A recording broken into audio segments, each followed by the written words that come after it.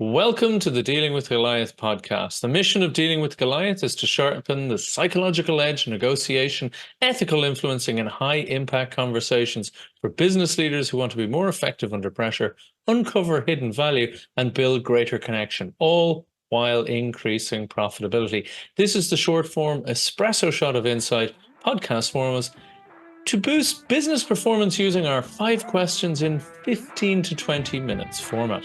My guest today is James Carson. James is an accomplished communication strategist with extensive experience as a speaker and in business training. He has a proven ability to inspire and guide clients to reach their full potential. As a skilled business trainer, James specialises in negotiation, making complex concepts accessible to learners at all levels. He's also a sought-after speaking coach and mentor, passionate about helping others develop their speaking voice.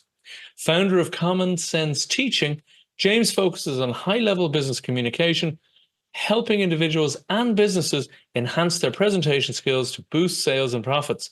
Known for his engaging style and dedication, James is a trusted advisor and respected leader in his field. James, welcome to the show. Thanks, Al. I couldn't have said that even if I'd have written it. So that's cool. Thank you for the kind introduction. Not at all. Not at all. So there's lots I'd love to unpack there. There's a very, very interesting stuff. And there's some parallels with my own background and areas that I focus on. So I'm going to enjoy this. And from our conversations before, I know we should have hit record because there were some gems there, but we didn't. Anyway, here we go. So James, just who is your ideal client and what's the biggest challenge they tend to face?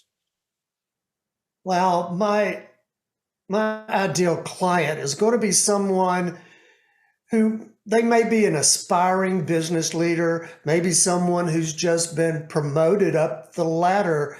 And now instead of being the worker bee, they're going to be the one who actually is leading the team. And they may have difficulty expressing themselves. So they may have issues getting their message out in a way that people understand and are motivated by what they're saying. Whether it's maybe a sales presentation where they need to negotiate a deal.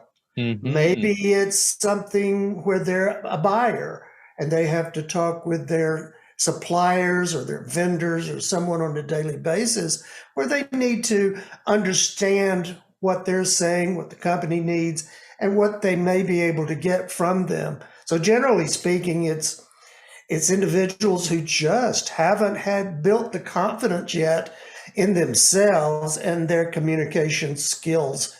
They've been thrown into what I call the business fire pit without a very reliable fire extinguisher. Excellent. So they need to know about that. So those are the ones that I tend to help, and because they're the ones who need the help the most. Gotcha. And what are some of the common mistakes people make when they're trying to solve some of the problems in that situation? What have they tried that didn't really work before they find you, James? They tried to do it themselves, by themselves. Okay. They don't feel comfortable asking for help, or they're in a position that says, well, I've been promoted or I've been a leader, and so I'm supposed to know these. Now, they're not saying this out loud, but at the same time is, oh, I can do this. Well, some can. I'll give you that.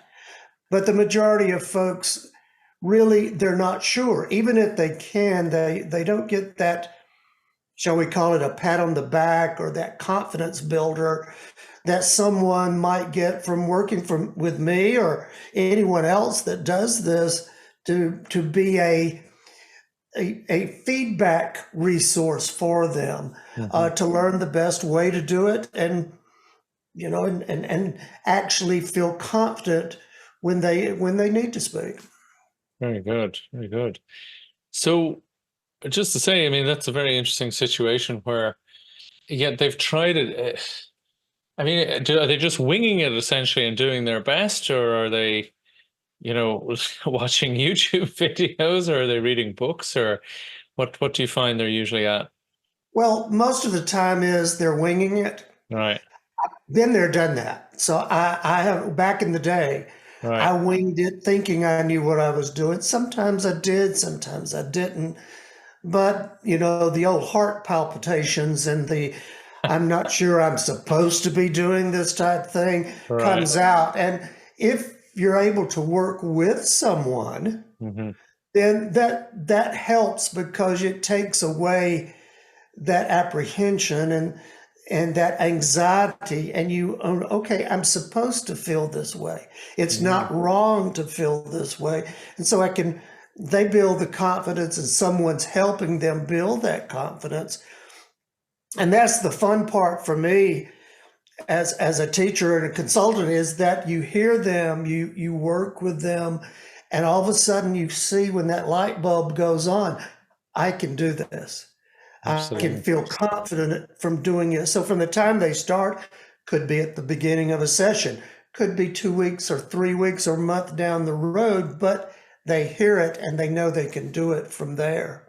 Excellent stuff. And this is something you just to loop back to one of the points you made there. You're saying most people, struggle with this, but there's a percentage of people who don't, who what I always call the natural negotiators. But I've also found that they tend to have a limited number of strategies that work for them a lot of the time, which is why they're relatively comfortable and relatively in negotiation and relatively successful at it until they're suddenly not.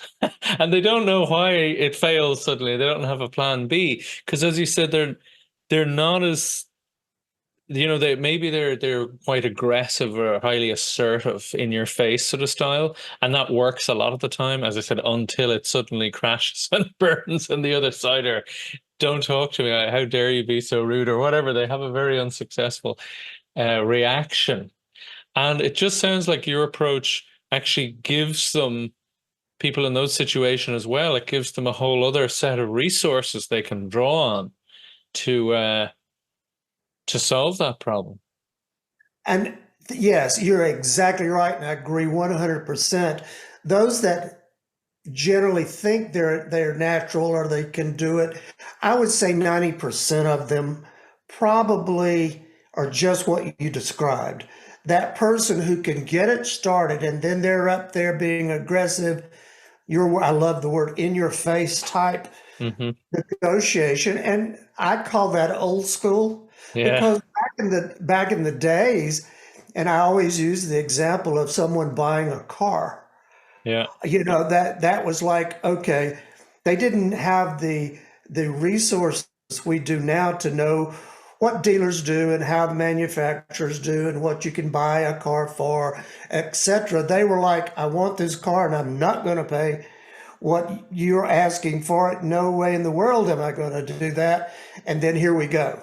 Yeah. you know or it could be someone asking for a raise even, and they go in there, I demand to have this amount of money, I demand to have this, Mm. and then the boss says no, and they don't then you've developed something that's really a problem because they don't know how, they haven't learned that skill of going further, how to, okay, I hear you, boss, but so let's talk about this. And Yeah. I'll flip it to the boss. The boss says, okay, James, Al, we can talk about this, but that's the way that I teach folks to do.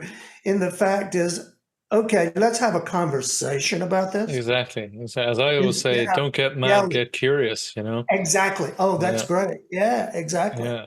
Yeah. No, excellent. Excellent. So tell me, James, what is one valuable free action that the audience can implement that will, mightn't solve the problem, but it just starts them thinking in the right way, pointing in the right direction? I like to use the television as a resource. Oh, okay. Interesting. If someone's hasn't ever been on a stage, and when I say stage, it's just talking to somebody. It doesn't have to be up on a platform, but Right. in front of an audience, and they're not sure, one, what do they look like? How do they feel? And things. I say, watch the news presenters. Hmm. Most of them are very confident. They say the right words. Yes, generally they're reading the prompts. But if you see someone on a remote, Mm, outside or on location, you can watch them speak. And do they stay calm? Do they say the right words? And how do they say it? And tell the folks, don't necessarily listen to the content that they're presenting, but watch how they are presenting. Do they smile? Are they confident? Are they mm, able to interview someone right there, ask a good question, and get that information back? And we see this every day, whether you're watching a talk show or the news, mhm. and I do it here. I just, if anyone is out there speaking for any reason, watch a preacher or a priest give a Mm, sermon. They're confident in their message. Whether you agree with the message or not, that doesn't matter to mhm. me. It's the fact that you can watch them and get a feel of, oh, they're so smooth. They really know what they're saying. They don't stutter and stammer and ahs and ums and all these things. So those are all free. We do it every day. And I think it's just something, if we become aware of what other people are doing, you can say, Mhm. oh, I see what they're doing. Maybe I can do that. So Okay, that's okay. one thing that I do. And one last thing that I do tell No, people, record yourself. brilliant. Yes, absolutely. Record yourself. It's okay to look in the mirror and what you're doing, but record yourself. That just turn your phone on and recite Mary Had a Little Lamb. I don't care what it is. Just anything so you can hear your voice, know what the audience is hearing, and go, oh, that's not too bad, or oh man, maybe I need to get some feedback on this. So I like to, that's the easiest things to do because it costs you no time and no money.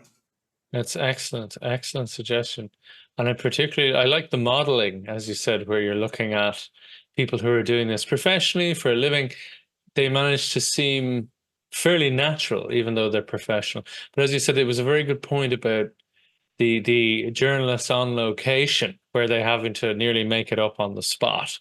But how are they flowing? What's their intonations, as you say? But yes, no, I'm a huge advocate of, as you say, recording yourself, because the camera shows you what you actually look and sound like, not what Yeah. you think you look and sound like. And a lot of people are usually actually kind of pleasantly surprised. I find, usually, particularly if they're nervous, a lot of them, when they watch the recording, they go, "Oh, I didn't sound quite as nervous as I thought I would," which oddly is confidence building itself, you know. But oh, I didn't realize I spoke quite that quickly, somebody else will say, you know. But these are things that, as you said, you or I can tell them, and they'll take on board a little bit. But when they see the evidence themselves, it's a whole different ball game. Yeah, absolutely. So it's a great, great suggestion. Yeah, it is. And there's a lot of times that we don't think about it. Yeah, the phone's there and we're doing selfies, but what is a selfie? It's a look at yourself. Hmm. Generally, it's a picture, but at Sure. the same time, if you're just saying something or recording a diary, I mean, some people record everything they do. I need to do that more for myself. But the point is, it's a natural thing. Nothing to get, oh, I'm nervous doing a selfie. No, we're not. We put that puppy up there all the time and just watch. It's Exactly. easy. We play with it. That's how we do it. So it's use it if you have it. Absolutely. Absolutely. So, what is one valuable free resource that you could direct people to that will help with some of these issues that we're discussing? It's interesting. You mentioned it previously. The internet is free. Right. If you have someone that you would like to listen to, and I'm going to use Tony Robbins as someone that's on stage a lot and a name that we all probably know. There Right. are others, but you can see professionals that you have seen. Oh, I heard him speak. He's pretty cool, or she's pretty cool. I like what they're doing and how they present themselves. And a lot of these motivational speakers that are out there. You can find them by just Googling them, someone you want to hear, and spend some time listening to them and how they do it. Again, it's free, it's a resource that you can learn from. A lot of these folks have free little snippets of training that they do about what they're doing, but you can hear them speak. And another one that I like, and it's not 100% free, but it's inexpensive as far as I'm concerned, is Toastmasters International. Ah, yes, excellent. Yeah. It's international all across the world. Have Toast, if you're not familiar with Toastmasters, very simply, it's an organization who supports leaders and speakers. They help you develop your leadership skills and your speaking skills on a general being, because you go to a meeting in your community and you see how others are doing it. So I'm not calling it a support group, but you do have those folks who are there for the same reason you are. So I say that it's roughly $120 a year, $10 a month. Nothing, yeah, And yeah. so that's really not bad. And you can check it out in your location. And as you said, they're not just listening to the content, they're listening to the how you're saying it and give you Exactly. pointers and some guidance around it. Which, Exactly. as you said, when people have those sort of insights into how they carry themselves, how they present themselves, it does impact positively any of your communications and negotiations. Exactly. Exactly. Now, you also offer, I believe, a strategy discovery call. Can you tell us about that? If anyone would want to check with me or check in with me or learn more about me and talk to me in person, I invite you to go to LinkedIn. That's where I'm communicating right now. LinkedIn.com, James R. Carson. Yeah. And you'll find me. And I'm doing that right now because my website is under construction, as they say. I'm redoing it, modernizing it a little bit. But I offer a free discovery call with me personally. We can schedule a time to be able to get together, find out what you're doing, how you're doing it. Maybe I can offer a few tips in the 15 to 30 minutes that we chat and see how I can help you. I love doing these. Excellent stuff. So what would be your number one insight or principle on how to negotiate or build rapport and connection better? So I know well, you don't have to keep it to one, but what might be your top one or two, or even three if you want to be generous? Well, I know that mine and your negotiating strategies, so to speak, are very, very similar because we've had that conversation. My principle of negotiating is that any negotiation you do, whether it's where are we going to lunch today, or I want this, or I want that, or I need this, I need to buy those type things, they should all be considered a relationship building conversation. That's an interesting perspective. I love it. So tell us a bit more about that. Yeah. Well, if your job or your mind says, I need to, whether you use the term negotiate or not, we're using that term, but you need to talk with someone about this, and you know that they may have another opinion, you really can't go in there, like we said, and start pounding on them before you say hello. You really have to know who you're talking to, what the conversation may bring out, and how that conversation, you and I are having a conversation. If we were negotiating, it's you talk a while, I'll talk a while, I'll give opinion, we'll do this, and it's a conversation. If it doesn't move forward, fine, we say we'll talk again. But if you go in there, I'm going to have this and I'm just going to beat him in the head until he gives me what I want, no, not with me, you're not. I'm going, have a nice day. So I think that's it. The conversation needs to be where you find out more about your quote counterpart, your customer, or your clients, and what the value is that you can give them, and most importantly, they can give you. Indeed. So you're showing that value, and you're finding out what their value is. They may have a value you never thought about. And if you don't have the conversation, that input, give and take in just having the conversation, you might never know that.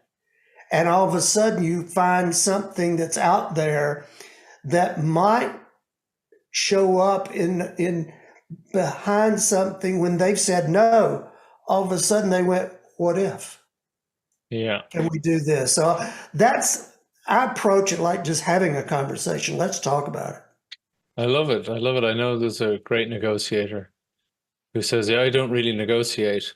I like to call it just having collaborative conversations. Oh, that's And good. Yeah. it's again a lovely label, lovely attitude in which to go in, because then you're exploring rather than, as you say, just having power plays of saying, I need this or you're going to do the other.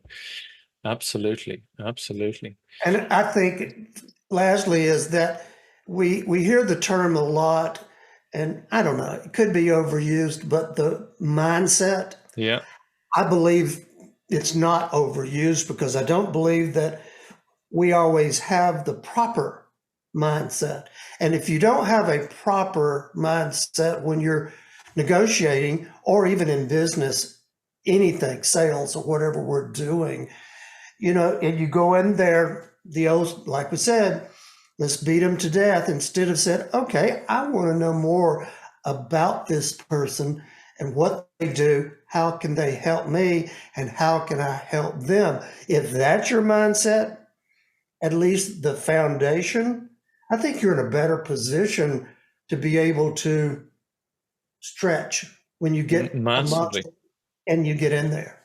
And it's just a quick observation on that, that I think an awful lot of people fear negotiation because they've either been on the receiving end of that kind of a hyper aggressive power dynamic thing, or they're like, I don't want to be that guy, or I don't want to be that gal, I don't want to act like that. I don't want, but they think they might have to, you know what I mean? Whereas when you're saying if you come in with the much more humane mindset of just saying, how will I further this relationship? How will I explore what's possible here with this person? Then a lot of that fear of negotiating drops away. Because It, as I say, negotiation is just higher stakes communications and conversations, really, and its it, core. it is. And I believe too that if you approach it with this mindset that I'm going to have a conversation and I'm going to learn and I'm going to give, if Yes, possible. And you can give value to them and not strike a deal. absolutely. But if you've built the relationship, sure is easier next time because you already know them. You've built a relationship that you possibly can go back to at another time. So that cuts a lot of that BS that you don't have to go through it again. Absolutely. Absolutely. And this is what, I always go on about the building rapport. It's Yeah, that little bit of a bridge that, as you said, you can always come back to it later, as in that relationship potentially down the road. The amount of times that I didn't get a deal or something, and as you say, then the other party could be months, it could even be years later. I've go, oh, I thought you popped to mind when I was thinking of and they might introduce you to someone that it's a massive deal. It's a exactly. massive, beautiful piece of work or whatever. Why? Because you had a good interaction that they thought, I like the way this person does business. I like the way this person does just conversation, that they feel treated with respect. They feel there was a good situation there where they think that's how I want my client to feel. So I'm happy to hand them over. Yeah, and I like to think of it, and I just really recently thought about in the negotiation thing. I mean, with customers and customer service, Mm. I teach that you want to treat folks how you want to be treated. Mm-hmm. Be nice to them, show them respect, et cetera, et cetera. It's the same thing if you're in a negotiating situation. To me, is respect, listen to them, be mindful of what they're doing, that they have a job to do, Mm-hmm. and they're representing themselves or their company, and you're doing the same. So if you treat them and they treat you, and they will if you're treating Mm-hmm. them that way.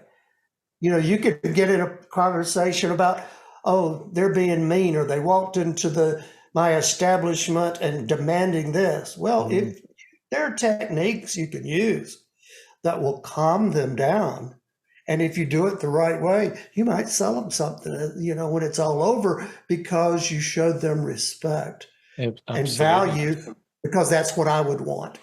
So I don't know. Yeah. That's another little tip that I use. It's a strategy that I use. It's a great point. It's a great point. And thank you for all of your generosity with so many insights there, James. I love the way we're very much on the same page. I So, like it. James Carson, thank you very much for being a fabulous guest on the show. And just once again, it's best for people to reach out to you on LinkedIn. Is that correct? And it's Correct. LinkedIn/James R. Carson. And the That's link, it. of course, will be below the video and in the Yep. show notes of the audio podcast. Excellent. James, thank you so much. Thanks for having me out. Cheers.